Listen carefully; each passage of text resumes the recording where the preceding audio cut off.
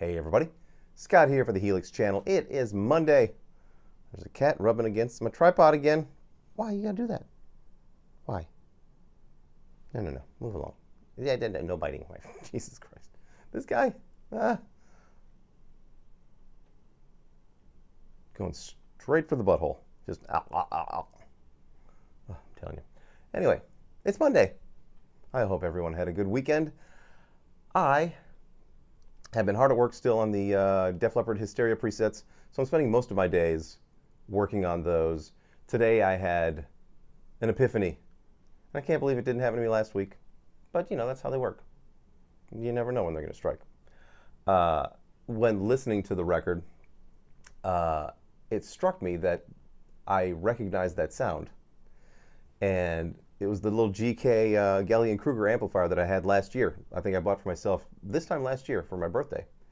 And it is the crunch sound for a lot of that record. So since there is no Gallien-Kruger amp model, you've got to find one that actually does a good job of mimicking that and then using EQs, compression and whatnot, modulation of course, to mimic that sound. So I think I've zoned in on the exact amp, the exact overdrive, the right compression and modulation to make it happen, and now I'm just going through the songs one by one, so I had to redo everything I did last week. But it's, you know, it's going to turn out better than it was. And you know, finding the correct amp model is half the battle when it comes to this kind of stuff. So that's going well. It is now anyway. I'm back on track. Today I'm going to show you a cool way to use your guitar as a bass. If you don't have a bass, you like to do some home recording.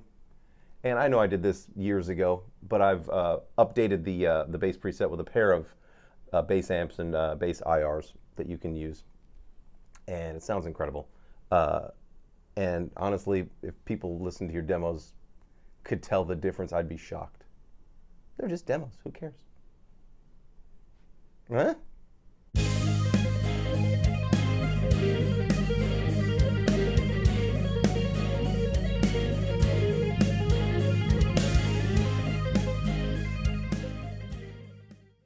Here's what's going on with this. I am using a little bit of gate because I've got a bit of a mildly crunchy bass sound happening on one of the amp models. They're sharing a compressor. And, oh, let me change this back. I was doing some testing in between the two paths earlier, and I must have saved it that way. Let's resave that. So the first thing that happens, this is how you get the you know, the down-tuned guitar, just, you know, a simple pitch set to -12. This has some modulation on it because I'm using some pitch shifting, and on both of the amps. SV Beast Normal, love that one. It's my favorite. And the Ampeg SV810.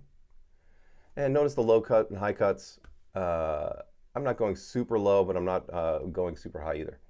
And I'm just going within a nice comfortable bass range as far as guitar is concerned. And the EQ is basically just there to remove some highs and mid-range on the top path. On the bottom path, there's no EQ. I'm letting that one, just the freak flag fly on that one. The Aqua 51, I have no idea what that's supposed to be. Or Agua, excuse me. Oh, that must mean it's, oh, what's that amp, bass amp company? Ah, crap, I don't know, I'm not a bass player. Turn the deep on, turn the bright off. Because I want a bottom endy sound. I don't really want top end to my bass, on my demos anyway. Another pitch shifter, this time after the amp. You get a different sound when you move them before and after, especially when you're doing, you know, an octave down. So I like the combination of the two. And then there's a bit of a room reverb, just a hair on the second amp. Would you like to hear it?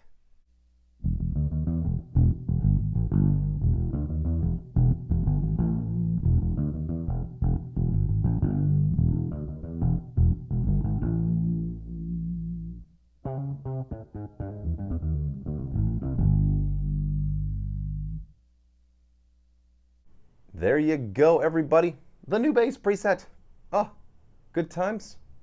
I'm going to put this up on my website. I'll email it to my web guy tonight, along with the other ones that I promised I was going to email to him last week. I haven't, oh no, I did email those already. So I don't know if they're up there yet. I need to send him links to the videos. What are you going to do? So there's that. But if you want it in the meantime, just email me. I'll send it to you. It uses a pair of 3 Sigma Audio IRs. They're Ampeg, SVT or SV810 IRs. And they sound great. Really good stuff. And like I said, for doing demos at home, man, you don't need an actual bass. Just use a guitar. Save yourself some time and some, creative energy. Do it the easy way. That's what I do. So, I will see you tomorrow with more of something. And until then, rock on.